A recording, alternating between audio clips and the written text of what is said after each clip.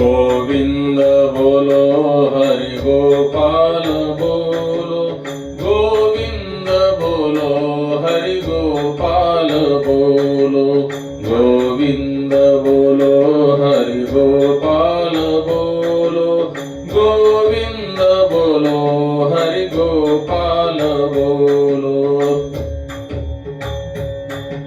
राधा रमण हरि गोविंद, राधा कृष्ण हरि गोविंद, राधा रमण हरि गोविंद, राधा कृष्ण हरि गोविंद, गोविंद बोलो हरि गोपाल बोलो, गोविंद बोलो हरि गोपाल बोलो, गोविंद बोलो हरि गोपाल बोलो, राधा रमण हरि गोविंद, राधा कृष्ण हरि गोविंद, राधा रमण हरि गोविंद, राधा कृष्ण हरि गोविंद, राधा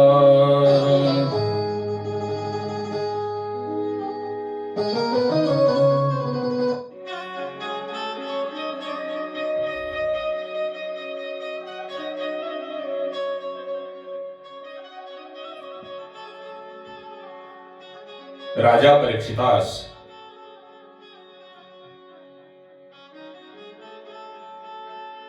सुखदेव भगवान श्री हरिनारायण यांच्या परशुराम अवताराची कथा सांगतात।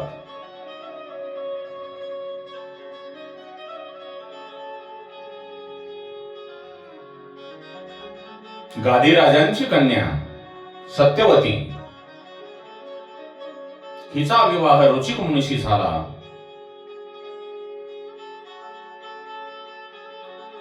रुचिक मुनी हे तपस्वी असल्यामुळे त्यांची पत्नी सत्यवती हिने आपल्याला आणि आपल्या आईला पुत्र प्राप्ती व्हावी म्हणून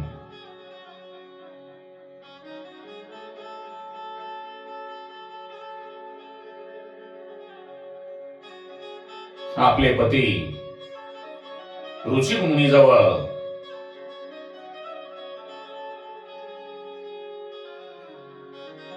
गोष्ट ठेवल्यानंतर रुचिक मुनींनी ती आपल्या पत्नीची भावना ऐकून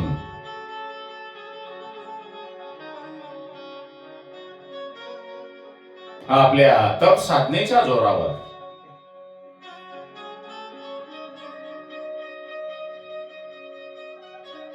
दोन चरू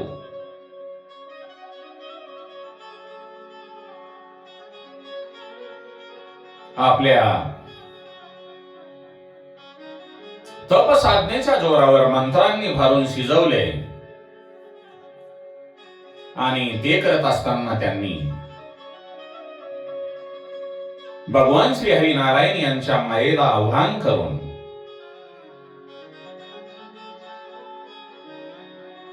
सर्व देवी दैवतांना अनुकूल करून घेतले।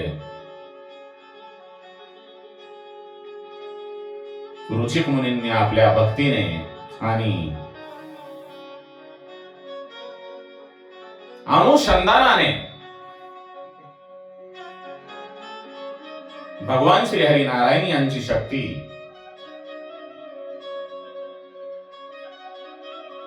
अकृष्ट करून घेऊन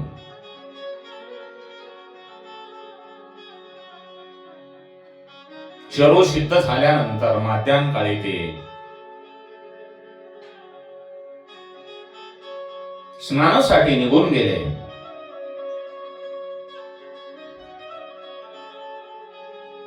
तेव्हा सत्यवतीने आपल्या आईला माझ्या पतींनी दोन चरू मंत्रांनी भरून शिजविले आहेत,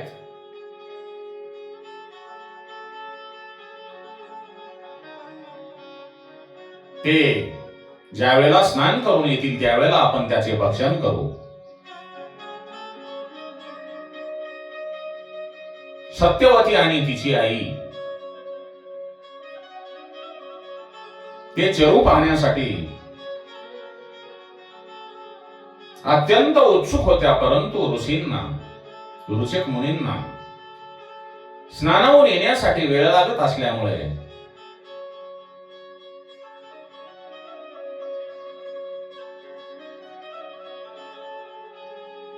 त्या दोघी जणी, आई आणि मुलगी, चरू पाहण्यासाठी उतावीळ होऊन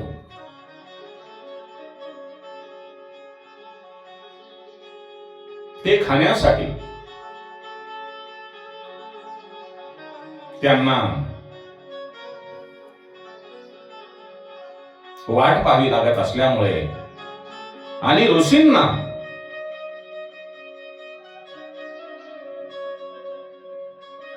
स्नानाकडून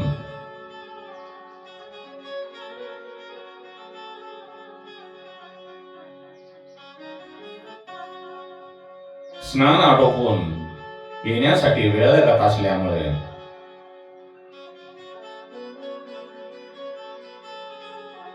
सत्यवतीला तिची आई म्हणते, हे सत्यवती, तुझे पती स्नान करून येईपर्यंत खूप वेळ होईल आणि ते येईपर्यंत आपण त्यांच्या त्या चरूचे भक्षण करू. आपल्या आईचा आग्रह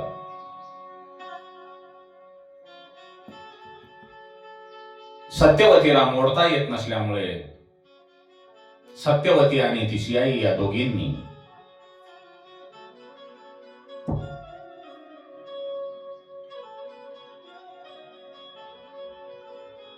पुढाकार घेऊन त्या दोन चरूपैकी एक चरू सत्यवतीने खाल्ला आणि दुसरा चरू तिच्या आईने खाल्ला. थोड्या वेळानंतर ऋचक मुनी हे स्नान आटोपून परत आल्यानंतर त्यांनी आपल्या घरामध्ये प्रवेश केला आणि त्याने आपली पत्नी सत्यवती हिला हाक मारली. त्यावेळी आपल्या पतीच्या हाकेनुसार सत्यवती पुढे धावून येते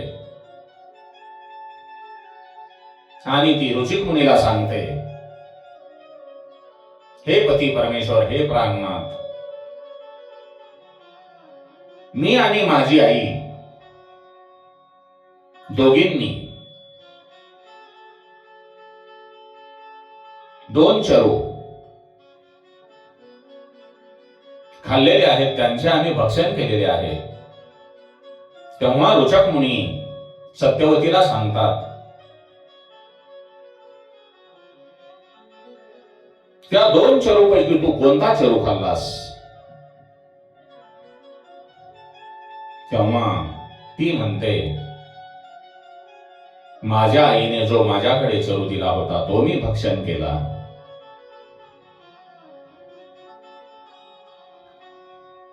त्यावेळी मात्र ऋचक मुनी खुन्न होतात, त्यांना वाईट वाटते आणि ते सत्यवतीला म्हणतात, आपल्या पत्नीला म्हणतात, अरे सत्यवती, तू हे काय केलेस? आता तुला जो पुत्र होईल तो कठोर स्वभावाचा होईल आणि तुझ्या आईला जो मुलगा होईल तो ब्रह्मवेत्ता होईल, ज्ञानी होईल. आपल्या पतीच्या बोलण्यामुळे, ऋषीच्या बोलण्यामुळे सत्यवती घाबरली. ती ऋषिकाला म्हणते, हे नाथ, आता काय करावे? तेव्हा ऋचक मुनी क्षणभर विचार करून म्हणतात, दुष्टांचा संहार करणाऱ्या भगवान महाविष्णू नारायण यांच्या शक्तीलाच आव्हान करून तो चरू मी सिद्ध केला होता. त्या चरयू मधून ती शक्ती आता प्रकटच होणार होती आणि ती शक्ती म्हणजे भगवान श्रीहरी महाविष्णू नारायण यांचा अवतारच होय. तो तुझ्या पोटी जन्माला नाही आला तरी तो पुढच्या पिढीमध्ये नक्कीच जन्माला येईल. काही काळानंतर सत्यवतीला आणि तिच्या मातेला पुत्र झाले.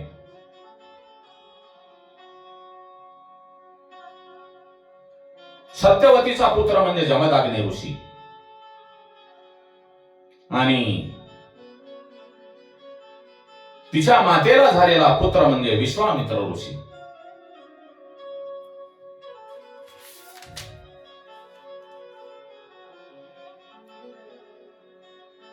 जमदग्नी ऋषींचा विवाह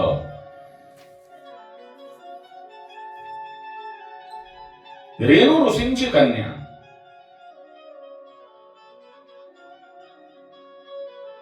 रेणुका हिच्या बरोबर झाला. त्यांना अनेक पुत्र झाले. त्यांच्यातील सर्वात लहान पुत्र म्हणजे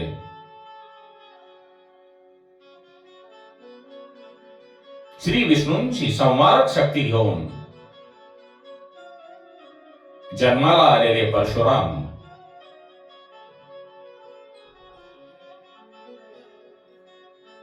सुखदेवांनी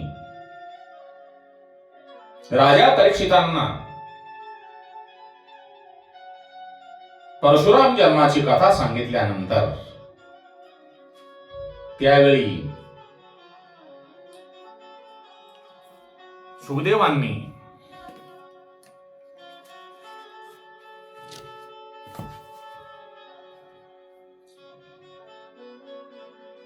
हैहव वंशातील क्षत्रिय राजे कसे बलाढ्य झाले होते हे सांगतात.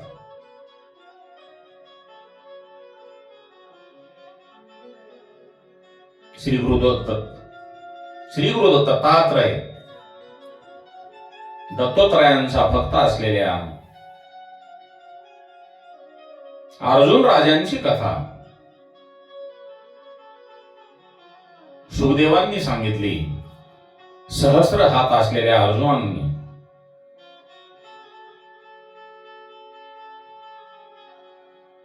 दत्तात्रयांना प्रसन्न करून घेतले आणि त्यांच्याकडून अनेक वरदान मागून घेतले.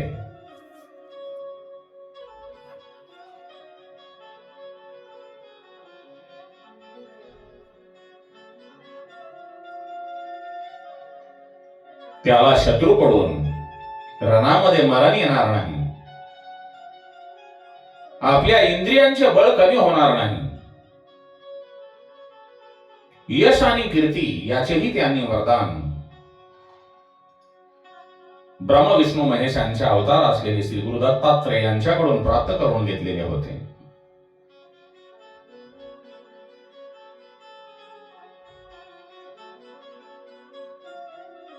मनुष्याला ज्या वेळेला सर्व काही प्राप्त होते त्यावेळेला शेवटी त्याच्याकडे जो येतो तो म्हणजे गर्व. आणि गर्व आल्यानंतर माणसाचे पतन हे ठरलेले असते. त्याप्रमाणे गर्वहरणाची वेळ आल्याबरोबर सहस्र अर्जुन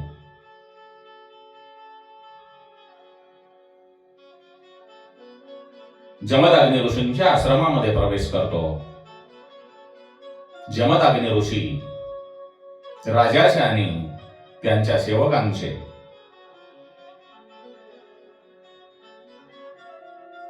स्वागत करतात.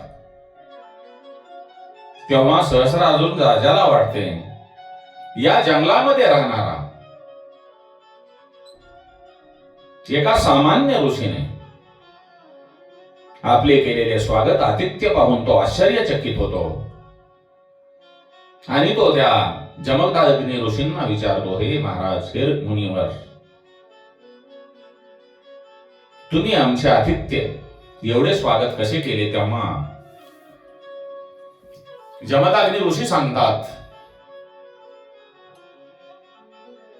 ही जी माझ्याकडे कामधेनू आहे, या कामधेनूच्या प्रभावामुळे हे सर्व शक्य झालेले आहे. सहस्र अर्जुनांचा गर्भहरण होणार असल्यामुळे त्याला त्या कामधेनूचा मोह पडतो आणि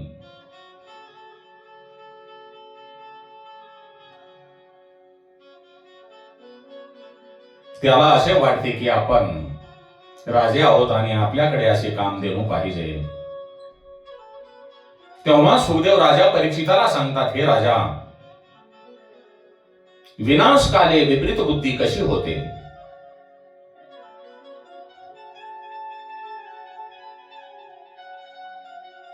सहस्र अर्जुनाने आश्रमातून जात असताना जमदग्नी ऋषींची अनुमती न घेता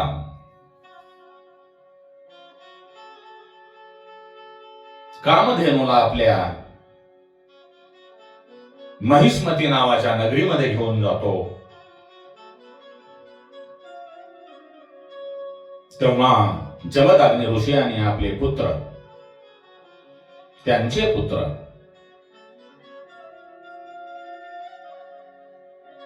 हतबल होऊन बसतात. काही वेळानंतर जमदग्नी ऋषींचा लहान पुत्र म्हणजेच परशुराम हा आश्रमामध्ये येतो आणि आपले माता पिता बंधू शांत बसलेले पाहून त्याने आपल्या बंधूंना काय झाले असे विचारतो.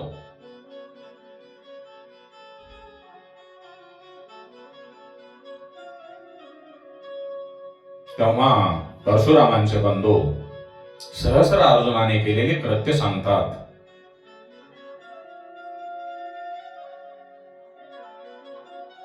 तेव्हा परशुराम महिष्मती नगरीमध्ये जाऊन सहस्र अर्जुनाकडे जातो आणि त्याला ती कामधेनू परत करण्याचे सांगतो. परंतु सहस्र अर्जुन तू कामधेनू परत करत नाही. परशुराम आणि सहस्र अर्जुनाचे युद्ध होते.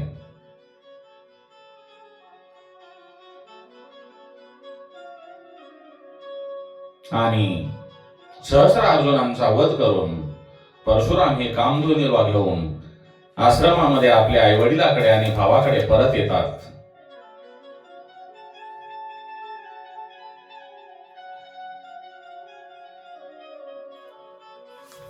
तेव्हा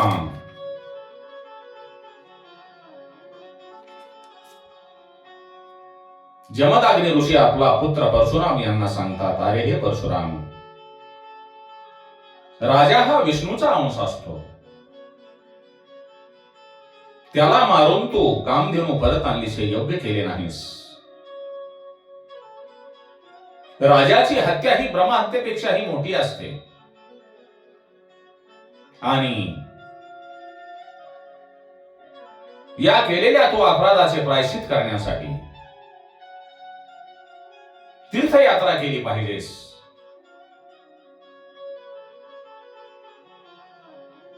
परशुराम हा संवारक आणि शीघ्रकोपी जरी असला, तो आपल्या माता पित्यांची आज्ञा पाळणारा आज्ञाधारक होता. त्याने आपले वडील जमदग्नी ऋषी यांची आज्ञा तात्काळ मान्य केली आणि तो वर्षभरासाठी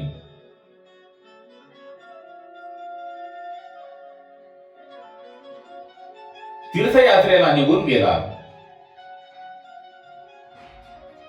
आणि 1 वर्षानंतर तीर्थयात्रा करून परत आला.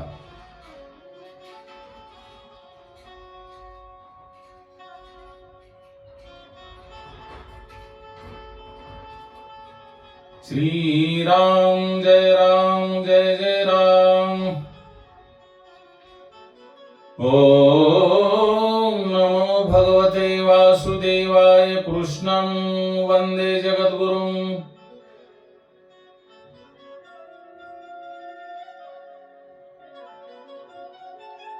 पुढे एकदा परशुरामाची आई रेणुका माता ही